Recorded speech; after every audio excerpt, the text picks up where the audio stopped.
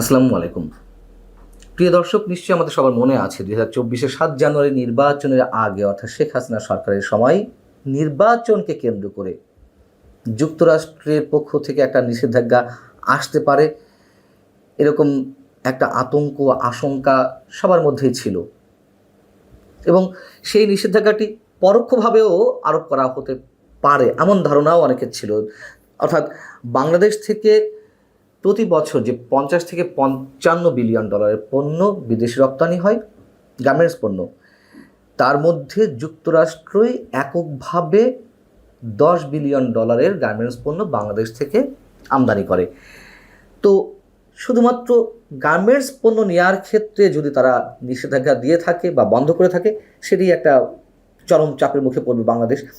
এখন ঘুরে ফিরে ডক্টর মোহাম্মদ ইউনূস সরকারের সময় এই ধরনের একটি চাপ দেওয়া হচ্ছে কিনা বিশেষ কোনো উদ্দেশ্যে, যদিও আমরা সবাই জানি যে যুক্তরাষ্ট্রের যেই 37% শুল্ক বাংলাদেশি পণ্য রপ্তানির ক্ষেত্রে আরোপ করা হয়েছে, এ ধরনের শুল্ক পৃথিবীর প্রায় 70টি দেশের উপরে আরোপ করা হয়েছে। এটি রেসিপ্রোকাল ট্যারিফ, অর্থাৎ যেই দেশের উপরে পণ্য আমদানির ক্ষেত্রে শুল্ক যে পরিমাণ আরোপ করা আছে একেবারে হিসেব করে দ্বিগুণ করা হয়েছে। এই কথাগুলি এ কারণে বলছি যে 37% শুল্ক যদি আরোপ করা হয়, বাংলাদেশ থেকে যুক্তরাষ্ট্র সবচেয়ে বেশি যায় গার্মেন্টস পণ্য, তো গার্মেন্টস পণ্য যাওয়া বন্ধ হয়ে যাবে। এই পরিমাণ শুল্ক দিয়ে তো কোনো ব্যবসায়ী যুক্তরাষ্ট্রের বাজারে তার পণ্য রপ্তানি করে টিকে থাকতে পারবে না এবং বাংলাদেশেও নিঃসন্দেহে চরম হুমকির মুখে পড়বে। 3 মাস আগে যখন এই ট্যারিফটি আরোপ করা হলো, পৃথিবীর অন্যান্য সরকারের মতন ডক্টর মোহাম্মদ ইউনূস সরকারও আবেদন জানিয়েছিল 3 মাসের জন্য স্থগিত রাখতে। 3 মাস পর এসে ডোনাল্ড ট্রাম্প আমাদের প্রধান উপদেষ্টাকে একটি চিঠি দিয়েছেন, শুল্ক কমিয়েছেন এই কদিনের দর কষাকষিতে মাত্র 2%। কি এর পেছনের উদ্দেশ্য? এবং যতটা জানা গেছে যে এই যে শুল্ক নিয়ে দর কষাকষি চলছে, কতটুকু আরোপ করা হবে বা হবে না, তার চেয়ে তারা এর সাথে যে শর্তগুলো জুড়ে দিচ্ছে সেগুলো আরও বেশি কঠিন এবং এই শর্তগুলো মানা দেশের সার্বভৌমত্বের জন্য হুমকি স্বরূপ, এমনটা অনেকে বলছেন। যেমন এই ধরনের শর্ত নাকি যুক্তরাষ্ট্র জুড়ে দিচ্ছে যে এমন কোনো চুক্তি যদি হয় বা চুক্তিতে যেসব খসড়া চুক্তিতে বলা হচ্ছে, যুক্তরাষ্ট্র যদি কোনো দেশের উপরে নিষেধাজ্ঞা দেয় সেটাও বাংলাদেশকে অনুসরণ করতে হবে। অর্থাৎ যুক্তরাষ্ট্র ভারতের উপর নিষেধাজ্ঞা দিল, ভারতের সঙ্গে কোনো সম্পর্ক বাংলাদেশ রাখতে পারবে না বাণিজ্যের ক্ষেত্রে। আবার যুক্তরাষ্ট্র যদি বিশেষ কোনো প্রতিষ্ঠানের উপরে নিষেধাজ্ঞা দেয়, সেক্ষেত্রেও বাংলাদেশকে তা অনুসরণ করতে হবে একইভাবে।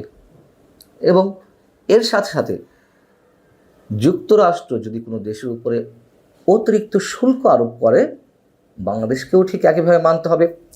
তার চেয়ে আরও বড় এবং চরম আপত্তিকর একটি শর্ত নাকি এই খসড়ায় জুড়ে দেওয়া হচ্ছে, সেটি হচ্ছে কোনো নির্দিষ্ট একটি দেশের সঙ্গে প্রতিরক্ষা ও সমরাস্ত্র বিষয়ক কোনো ইস্যুতে বাংলাদেশ জড়াতে পারবে না। এখন এই নির্দিষ্ট দেশ কোনটি?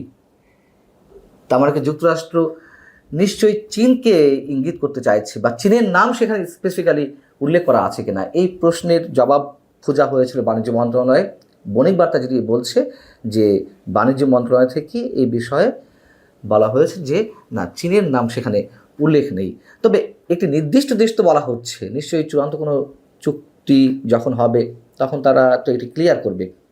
এখন আমরা জানি যে স্বাধীনতার পর থেকে বাংলাদেশে সমরাস্ত্র রপ্তানির ক্ষেত্রে সবসময় চীন এগিয়ে, চীনই সাধারণত অস্ত্র রপ্তানি করে আসছে বাংলাদেশে।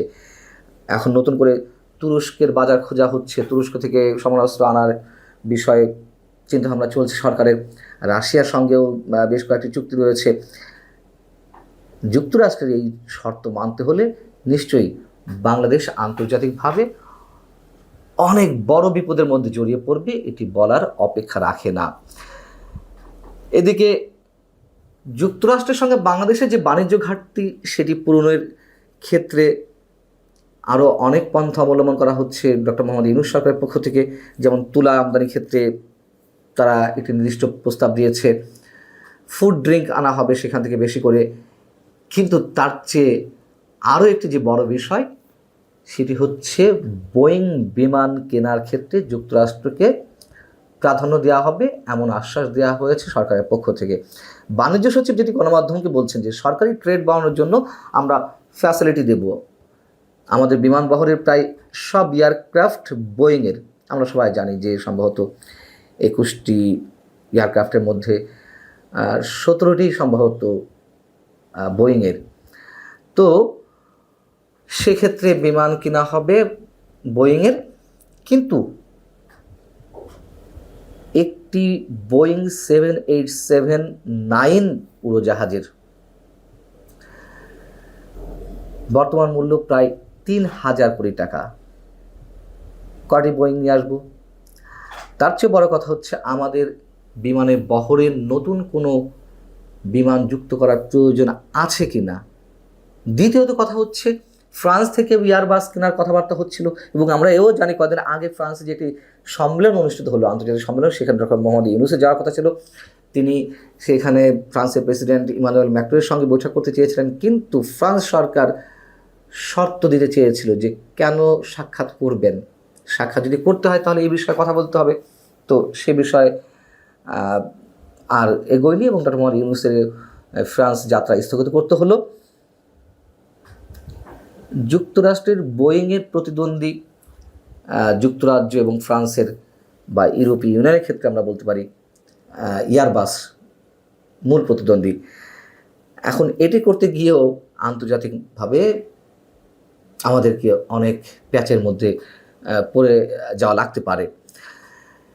সব কিছু মিলিয়ে যুক্তরাষ্ট্রের পক্ষ থেকে ডোনাল্ড ট্রাম্প আমাদের প্রধান উপদেষ্টাকে যে চিঠি দিয়েছেন সেটি আসলেই কার্যকর হয়ে গেল কি না এমন প্রশ্নের জবাবে যেটি জানা গেছে না। যুক্তরাষ্ট্র তো 1 আগস্ট পর্যন্ত টাইম দিয়েছে যে 1 আগস্ট থেকে অটোমেটিক্যালি কার্যকর হবে, যদিও চূড়ান্ত বৈঠকটি এখনও পর্যন্ত হয়নি।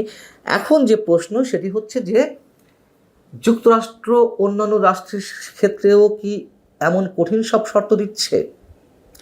যদি না দিয়ে থাকে, বাংলাদেশের ক্ষেত্রে যদি সবচেয়ে বেশি কঠিন শর্ত দিয়ে থাকে, উদ্দেশ্যটি কী? এবং সেই উদ্দেশ্য হাসিলের পথে ডক্টর মোহাম্মদ ইউনূস সরকার যদি মসৃণ পথ তৈরি করে, সেক্ষেত্রে বাংলাদেশের অবস্থান কোথায় গিয়ে দাঁড়াবে, কতটা ঝুঁকির মধ্যে পড়বে, এবং অন্তর্বর্তী সরকার সেই পথে এগোবে কিনা, সেটি অবশ্যই অনেক বড় প্রশ্ন। তবে যেটুকু জানা গেছে, সরকার সাহস পাচ্ছে না এ ধরনের কোনো চুক্তি করতে। ভালো থাকুন সবাই। আল্লাহ হাফিজ।